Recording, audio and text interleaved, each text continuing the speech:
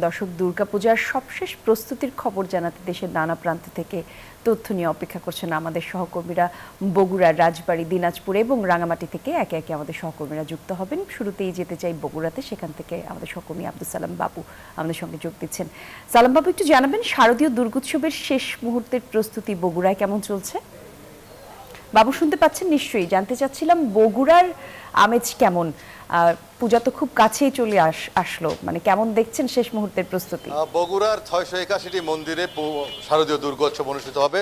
শেষ মুহূর্তে ব্যস্ত সময় কাটাচ্ছে মন্দির সংশ্লিষ্টরা এবং এই যারা এখানে কারিগররা রয়েছেন। আমরা রয়েছি বগুড়া শহরের চেলোপাড়া এলাকায় দুর্জয় ক্লাব মন্দিরে, যেখানে এই বছরে জেলার সর্ববৃহৎ প্রতিমা নির্মাণ করা হয়েছে।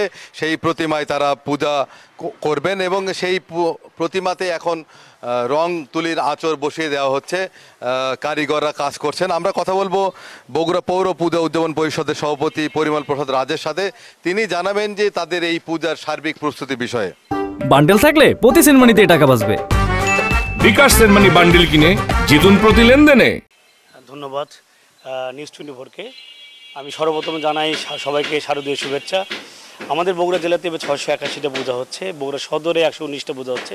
এই পূজাকে কেন্দ্র করে আমাদের জেলা পুলিশ, জেলা প্রশাসন, বাংলাদেশ সেনাবাহিনী, বাংলাদেশ জাতীয়তাবাদী দল বিএনপি, বিভিন্ন রাজনৈতিক দলের সঙ্গে আমাদের মত বিনিময় হয়েছে এবং আজকে রাজশাহীতে ডিএজি মহোদয়ের সঙ্গে আমাদের মত বিনিময় হয়েছে। আমি মনে করি অতীতেও আমাদের বগুড়াতে ঐতিহ্যবাহী বহুত পূজা হয়েছে এবং আমাদের এবার দু জায়গায় আমি দাঁড়িয়ে আছি, এখানে এবার প্রতিষ্ঠ পূজা হচ্ছে। এবার আমাদের বগুড়াতে এই পূজাটি একটু ব্যতিক্রম। আমরা এই প্রতিমাটা 16 ফিট মা দুর্গাকে আমরা তৈরি করা হয়েছে এবং আমরা বিভিন্ন সাজসজ্জায় আমরা ভরাচ্ছি এবং প্রতিটা জায়গায় যেখানে পূজা হচ্ছে বগুড়া শহরে সব জায়গাতে এখন প্রস্তুতি চলছে। তাদের প্রতিমা যেখানে তৈরি ছিল সব মণ্ডপে পৌঁছানো হচ্ছে, সাজসজ্জা হচ্ছে এবং আশা করি বগুড়াতে খুব সুন্দর সুষ্ঠুভাবে পূজা হবে, সম্পূর্ণ হবে। উনি জানালেন সুষ্ঠু এবং সুন্দর পরিবেশে সকলের সার্বিক সহযোগিতায় বগুড়ার 681টি মন্দিরে শারদীয় দুর্গোৎসব অনুষ্ঠিত হবে। এই ছিল বগুড়াতে সর্বশেষ। একই খবর জানতে চলে যাব রাজবাড়ীতে সহকর্মী মিঠুনের কাছে।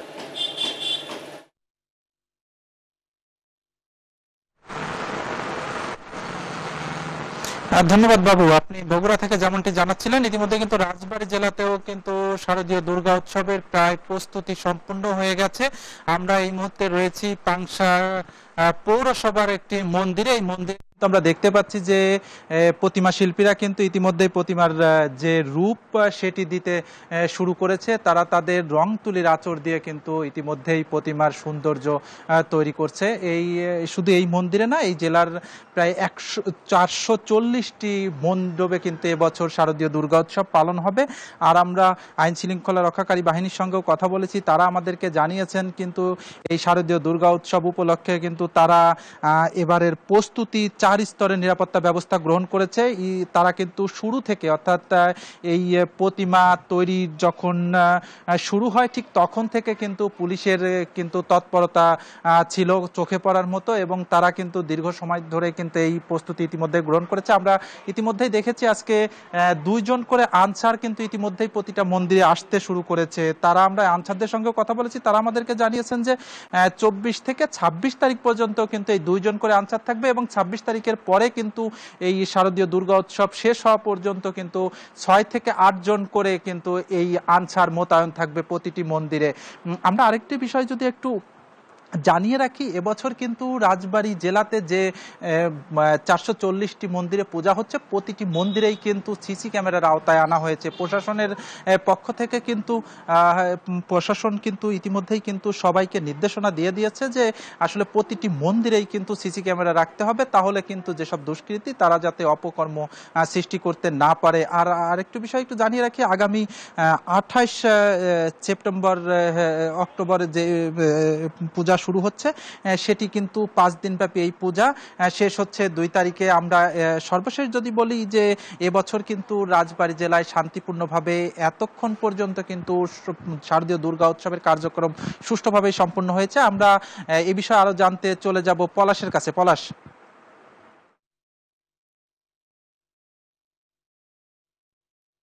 ধন্যবাদ আপনাকে। আপনাকে একটু জানিয়ে রাখি যে আসলে বাঙালি যে সনাতন ধর্মাবলম্বী রয়েছেন তাদের সবচেয়ে বড় উৎসব কিন্তু এই দুর্গাপুজো, এবং এই দুর্গাপুজোকে ঘিরে কিন্তু তাদের বিভিন্ন আয়োজন হয়ে থাকে। বিশেষ করে আপনাকে একটু তথ্য জানিয়ে রাখি, দিনাজপুরের যে দুর্গা মণ্ডপ রয়েছে এখানে স্থায়ী এবং অস্থায়ী মিলে যদি আমি বলি 1263টি দুর্গা মণ্ডপ রয়েছে, এবং এখানে কিন্তু একেবারে যারা আয়োজকরা রয়েছে তারা কিন্তু সব কাজ ইতিমধ্যে কিন্তু সম্পন্ন করে ফেলেছে। বিশেষ করে রং তুলির যে কাজ ছিল, আমরা দেখেছি যে প্রতিটা মণ্ডপেই কিন্তু এরকম রং তুলির কাজ কিন্তু অনেকটাই শেষের দিকে রয়েছে। দুই একটি মণ্ডপে হয়তো তারা বিভিন্ন কারিগরি যারা রয়েছেন তারা কিন্তু সেই কাজগুলো করে যাচ্ছেন। বিশেষ করে আমরা দেখেছি যে বাইরের ডেকোরেশনের, বিশেষ করে লাইটিং, তারপরে অনেক মেলা কিন্তু এখানে এই দুর্গা উৎসবের কে ঘিরে কিন্তু মেলাও আমরা দেখেছি যে এখানে বসে থাকে। বিশেষ করে আমাদের দিনাজপুর শহরের একেবারে প্রাণকেন্দ্র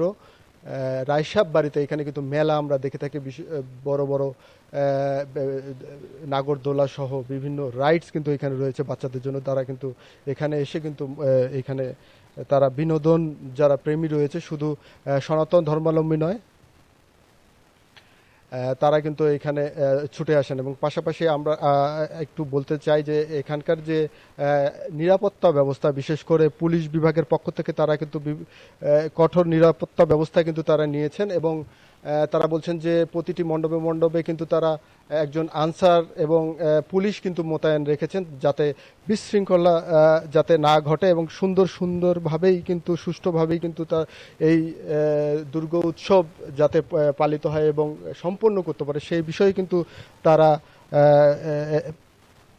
তারা কিন্তু আমাকে জানিয়েছে। তো এখন পর্যন্ত আমরা বলতে পারি যে সব মণ্ডপেই কিন্তু এই দুর্গা উৎসবের শেষ মুহূর্তে যে সব কাজ রয়েছে সেটি কিন্তু হচ্ছে। তো দিনাজপুর থেকে এই ছিল আমার কাছে সর্বশেষ। এখন চলে যাব রাঙ্গামাটিতে, সেখানে রয়েছেন সহকর্মী মুমু, তার কাছে জানতে চাবো সেখানকার পূজার বিস্তারিত। মুমু।